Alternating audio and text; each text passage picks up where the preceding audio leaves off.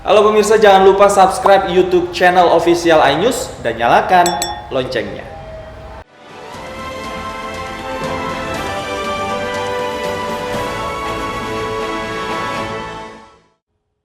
Kembali bersama kami, pemirsa. Jemaah Tarekat Naksabandiah di Kota Padang, Sumatera Barat, Minggu malam sudah menggelar sholat tarawih dan menetapkan 1 Ramadan 1442 Hijriah jatuh pada hari ini. Penetapan berdasarkan penghitungan kalender Tarekat Naksabandiah Hijab Munjid yang telah mereka yakini turun-temurun.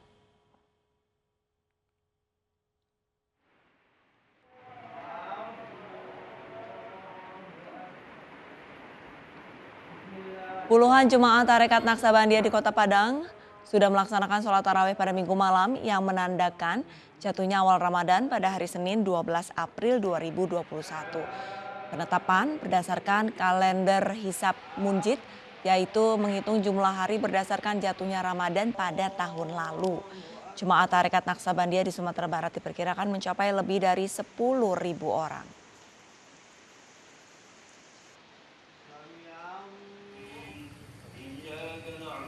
Sementara itu, jamaah Mahfilut Duror di Desa Suger Kidul, Jember juga memulai sholat tarawih pada Minggu malam. Untuk menjaga protokol kesehatan, sebelum sholat jamaah diminta mencuci tangan dan diukur suhu tubuhnya. Imam sholat tarawih dipimpin langsung oleh pengasuh pesantren Mahfilut Duror, Kiai Haji Ali Wafa. Jamaah Mahfilut Duror menggunakan kitab Nuzhatu Al-Majalis untuk menentukan 1 Ramadan.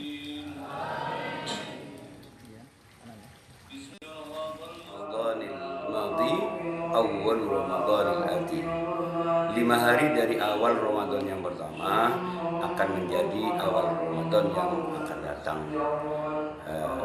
Jadi tahun kemarin kami di sini mengawali awal Ramadan itu pada hari Kamis. Jadi Kamis, Jumat, Sabtu, Minggu, Senin. Jadi hari Senin sudah mulai puasa. Sementara itu pemirsa, jemaah An-Nazir di Goa, Sulawesi Selatan hari Minggu kemarin sudah berpuasa.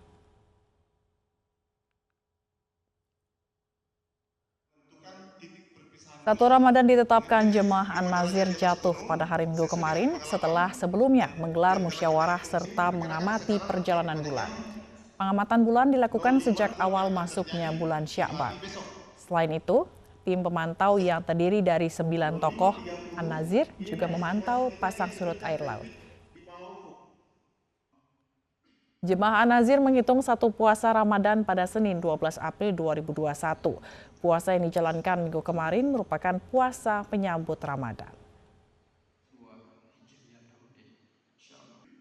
Pertama, Kamis 11 April, hari Ahad, An-Nazir mulai puasa dengan niat menyambut datangnya Ramadan 1442 Hijriah. Pemprov DKI Jakarta izinkan pelaksanaan sholat tarawih di bulan Ramadan dengan menekankan kapasitas 50%. Namun Pemprov DKI Jakarta melarang kegiatan sahur dan buka bersama di masjid.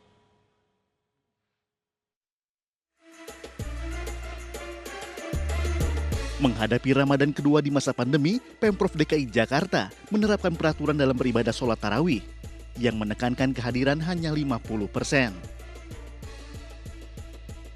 Akan tetapi, Pemprov DKI melarang kegiatan sahur dan buka bersama di masjid.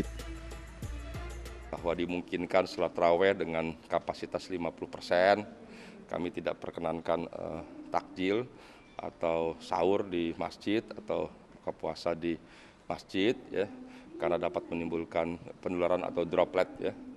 Silakan di tempat di restoran atau di rumah makan atau di tempat-tempat lain atau di rumah, ya. Ketua Dewan Pembina Gerakan Persaudaraan Muslim Indonesia GPMI, Hamdan Zulfa, GPMI menyambut baik diizinkannya pelaksanaan sholat tarawih berjamaah di masjid. Namun mantan Ketua Mahkamah Konstitusi ini meminta masyarakat agar mematuhi protokol kesehatan saat menjalankan sholat tarawih. Tentu boleh sholat tarawih, tapi tetap menjaga protokol kesehatan sedemikian rupa. Karena bagaimanapun juga, kalau kita lihat di India sudah turun sekali, tapi sekarang jadi naik lagi. Jadi dengan turunnya pada saat sekarang ini bukan berarti pandemi ini berakhir. Setiap saat bisa meledak lagi. Oleh karena itu, kalau tidak sempat, kalau tidak muat masjid di dekat rumah masing-masing untuk tarawih, salat tarawih di rumah. Meski Pemprov DKI mengizinkan pelaksanaan sholat tarawih di masjid, namun untuk warga lansia dan yang memiliki penyakit bawaan diimbau untuk menjalankan sholat tarawih di rumah. Pasalnya, warga lansia sangat rentan terpapar COVID-19. Dari Jakarta, Daneswara, Hairul Arifin, iNews melaporkan. Polda Metro Jaya larang kegiatan sahur on the road pada bulan Ramadan nanti. Selain untuk mencegah penyebaran COVID-19, larangan untuk mencegah gangguan ketertiban dan lalu lintas. Polda Metro Jaya melarang kegiatan sahur on the road selama bulan suci Ramadan tahun ini. Selain mencegah penyebaran COVID-19, larangan juga bertujuan untuk mencegah gangguan keamanan, ketertiban, dan kelancaran lalu lintas. Penyekatan akses jalan akan dilakukan salah satunya dari Bundaran Senayan hingga Harmoni mulai jam 11 malam hingga 5 pagi. Larangan merupakan bagian dari operasi keselamatan mulai 12 hingga 25 April mendatang. Sudah menghimbau, kita sudah sosialisasikan masalah sahur on the road. Ya, sahur on the road yang memang ditiadakan sama sekali. Karena ini upaya untuk memutus mata rantai COVID-19. Yang kita ketahui kan, kita mengharapkan masyarakat bisa 5M. Salah satunya adalah menghindari terjadinya kerumunan. Nah ini yang nanti yang kita lakukan kegiatan pengamanan, penyekatan beberapa jalan-jalan yang ada di ibu kota ini. Termasuk yang paling utama adalah jalan mulai dari Bundaran Senayan sampai dengan Harmoni nanti. Pemimpin Sekte Tata Suci Kerajaan Tuhan, Lia Aminuddin atau Lia Eden meninggal dunia. Penyebab kematian Lia Eden tidak diketahui.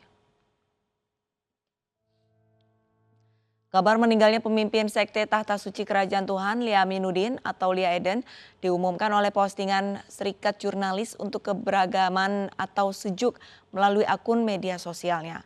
Lia Eden meninggal dunia pada Jumat lalu. Hingga kini penyebab kematian Lia tidak diketahui. Nama Lia Eden menjadi kontroversi sejak kemunculannya pada 2005 lalu. Ia mengaku mendapatkan wahyu dari Jibril dan ajarannya menyatukan semua agama. Akibatnya, Lia berurusan dengan hukum. Ia dijerat pasal penodaan agama pada 2006 dan 2008.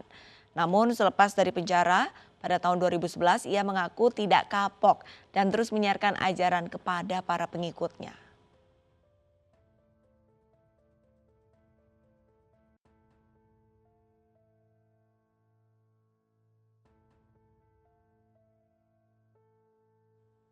Jelang bulan suci Ramadan, para peziarah memadati TPU Utan Kayu, Jakarta Timur. Para peziarah diwajibkan mematuhi protokol kesehatan meskipun masih ada yang berkerumun.